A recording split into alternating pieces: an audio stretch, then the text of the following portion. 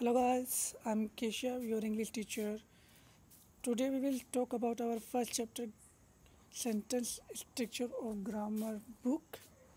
And in this first chapter we have completed our three kinds of sentences.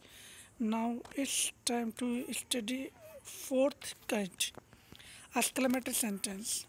Okay, तीनों kind आपने शायद एक बार पढ़ ली होगी, मैं आपको रिपीट करवा देता हूँ। असर्टिव सेंटेंस जो कि दो पार्ट में डिवाइड है, एक तो है अफर्मेटिव और एक है negative.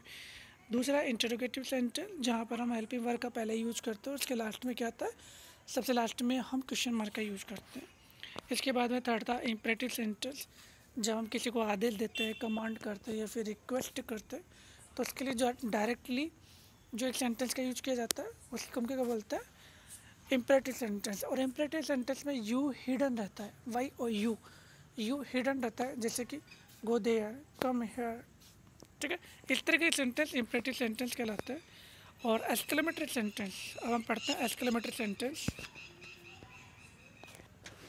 A sentence which refer to wonder, fear, pain, mercy, hate, compassion, pleasure, ETC is called exclamatory sentence. मतलब कि एक्सक्लेमेटरी सेंटेंस वो सेंटेंस होते हैं जहाँ पर आपको आश्चर्य, डर, दर्द, दया, घृणा, खुशी, ये जो सब चीज़ें वहाँ पर आपको दिखाई देती है। जैसे कि हमारे जब मतलब कि कभी चोट लग जाती है मान लो, ठीक है, तो कहते हैं ओ गॉड, ठीक है।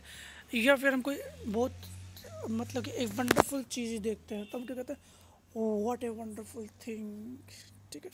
जब हम कहते हैं ना शैम, मतलब कि जब कोई किसी चीज़ पर हम जब शर्म आती है तो कहते हैं व्हाट ए शैम, ठीक है। और किसी को कोई मूर्ख होता है तो कहते हैं कितना मूर्ख है यार, हिंदी में बोलते हैं ना, तो इंग्लिश में से कहा जाता है हाउ फुलिश यू आर।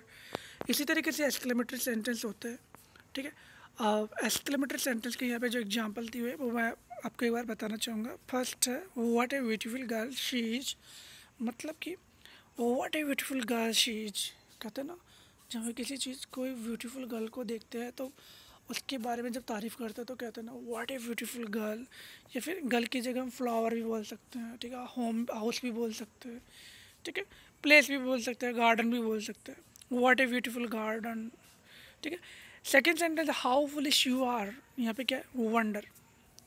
मतलब जब हमें किसी व्यक्ति के मूर्खता की बारे में पता चलता है ना कि कितना मूर्ख है, तो कितना what if how foolish you are, तो ये क्या हो गया, वंडर हो चुका है। अब नेक्स्ट देखिएगा how dark the night is. जब कभी अंधेरा होता है तो कितना अंधेरा है, ऐसा बोलते हैं हम, ठीक है, वो क्या है हमारा फियर। तो उसे इंग्लिश में कैसे बोलते हैं, how dark the night is. Fourth है व्हाट इज शैम। मतलब जब हम किसी चीज़ को घृणा की दृष्टि से देखते हैं ना तो कहते हैं ना what is sham. So note में दिया हुआ है exclamatory mark is put at the end of such sentence. आप देखिएगा कि ये जो फर्स्ट सेकंड थर्ड और फोर्थ वाला सेंटेंस है, इसके लास्ट में, सेंटेंस के लास्ट में फुल स्टॉप की जगह एक एक्सक्लेमेटरी मार्क दिया होता है। और वो एक्सक्लेमेटरी मार्क्स कैसे बनाया जाता है, लाइक आपको ऑब्लिक करना है, ठीक है, सॉरी आपको जैसे कि एक्सक्लेमेटरी मार्क्स का यहाँ पे जो दिया हुआ है ना, ये वाला मार्क इज, ठीक है, इस तरीके से आपको बनाना होता है। और ये बना के आप एक्सक्लेमेटरी मार्क्स का यूज कर सकते हैं, जो कि सेंटेंस के लास्ट में होता है, ठीक है। और sometimes verb is hidden in the sentence, और कभी कभार क्या होता है, इसमें जो वर्ब होती है ना वो हिडन होती है सेंटेंस में। नंबर फिफ्थ हमारा आता है ऑप्टेटिव सेंटेंस।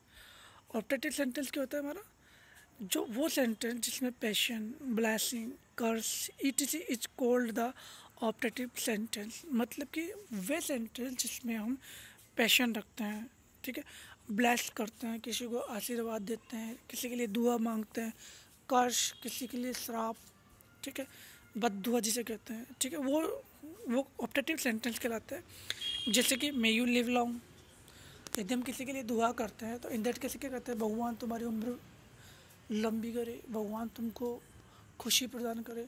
अब ऑप्टेटिव सेंटेंस में क्या होता है कि वो चीज़ होती है, हालांकि जो आप ज़रूरी नहीं होता कि वही चीज़ हो जाए, तो वहाँ पर हम किसका यूज करते हैं, मे का यूज करते हैं। अब आप कहते हो मे यू लिव लॉन्ग, ठीक है, आपने किसी को दुआ, किसी के लिए दुआ मांगी तो आपने कह दिया मे यू लिव लॉन्ग, ठीक है। और लास्ट में देखो यहाँ पर एक्सक्लेमेटरी सेंटेंस में जो लास्ट में हमने जो मार्क था ना एक्सक्लेमेटरी मार्क्स, वो भी यूज किया है।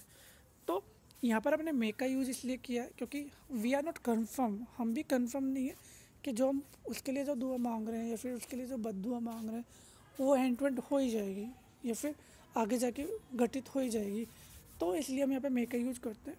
मे यू लिव लॉन्ग, हम किसी के लिए दुआ मांग रहे हैं, भगवान तुम्हारी उम्र प्रदान, लंबी उम्र प्रदान करे, ये ब्लेसिंग है, मतलब हम किसी के लिए ब्लेसिंग कर रहे हैं, दुआ मांग रहे हैं। May you go to hell, और जब हम कहते हैं ना नरक में जा, हिंदी में कहते हैं ना हम नरक में जा, कुएं में गिर, ऐसे बोलते हैं ना, तो वहाँ पर हम may you go to hell, तुम नरक में जाओ, ठीक है।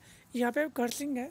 अब ऐसा तो नहीं होगा कि तुमने कह दिया may you go to hell, ऐसा कहते ही वो जिसके बारे में आपने कहा वो हैंड टू हैंड हेल में चला जाएगा, know that is not possible.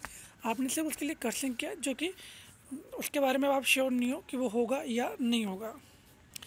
Note दिया हुआ है बी पुट एक्सक्लेमेटरी मार्क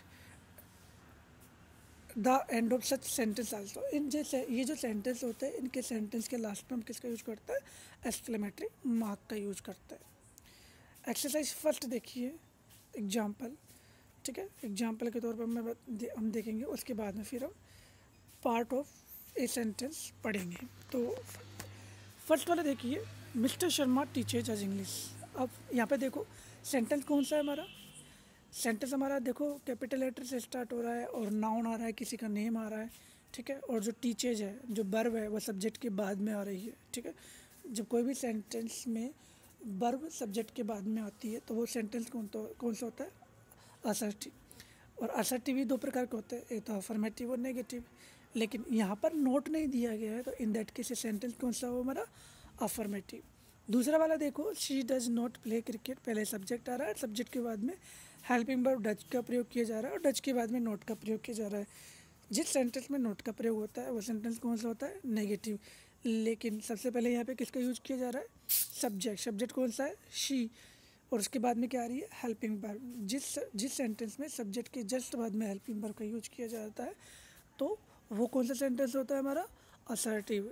लेकिन हेल्पिंग वर्ब के बाद में यदि नोट का प्रयोग किया जाता है तो इन दैट केस वो सेंटेंस कौन सा हो गया, नेगेटिव। इसी तरीके से थर्ड वाला है, हु आर यू। जो भी सेंटेंस WH वर्ड से स्टार्ट हो रहा हो और लास्ट में क्वेश्चन मार्क आ रहा हो तो सेंटेंस कौन सा होता है, इंटरोगेटिव।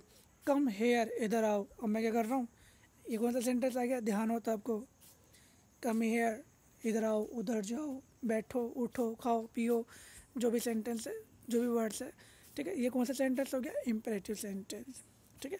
फिफ्थ देखो, how fast he is walking, वह कितनी तेज दौड़ रहा है यार, एक्सक्लेमेटरी सेंटेंस, जिसमें वो अधिक जो कहते हैं ना आश्चर्य हो जाता है हमें किसी चीज़ के लिए, ठीक है। सिक्स वाला देखिए, मे गॉड हेल्प यू, भगवान तुम्हें लंबी उम्र प्रदान करे। जिस सेंटेंस में मे का प्रयोग किया जाता है फर्स्ट में और लास्ट में एक्सक्लेमेटरी मार्क का यूज किया जाता है वो सेंटेंस कौन सा होता है हमारा, ऑप्टेटिव सेंटेंस होता है। जिसमें हम किसी के लिए दुआ मांगते हैं, किसी के लिए बद्दुआ मांगते हैं, ठीक है। ये सेंटेंस किस में आता है, ऑप्टेटिव सेंटेंस में आता है। इसी तरीके से ये 6 एग्जाम्पल मैंने आपको समझा दिए। अब आपको क्या करना है, study the examples and tell the kind of each of the showing following sentences. अब आपको ये जो 10 सेंटेंसेज दिए हुए हैं, ठीक है, इन सेंटेंसेज को स्टडी करना है। स्टडी करने के बाद में आपको पहचान करना है कि सेंटेंस असर्टिव है, इंटरोगेटिव है, इम्परेटिव है, एक्सक्लेमेटरी है, ऑप्टेटिव है। और असर्टिव है तो असर्टिव में नेगेटिव है या अफर्मेटिव है, ये चेक करना है। और चेक करने के बाद में आपको ये होम टास्क करना है। इसके रूल्स जो है वो आपकी नोटबुक में नोट डाउन करेंगे और नोट डाउन करने के बाद में इसकी जो एक्सरसाइज है वो एक्सरसाइज आप कंप्लीट करेंगे। Next part of a sentence हम स्टडी करेंगे। तब तक के लिए एक बार इसको अच्छे तरीके से स्टडी कर लीजिएगा। Thank you, thanks a lot of you, thank you.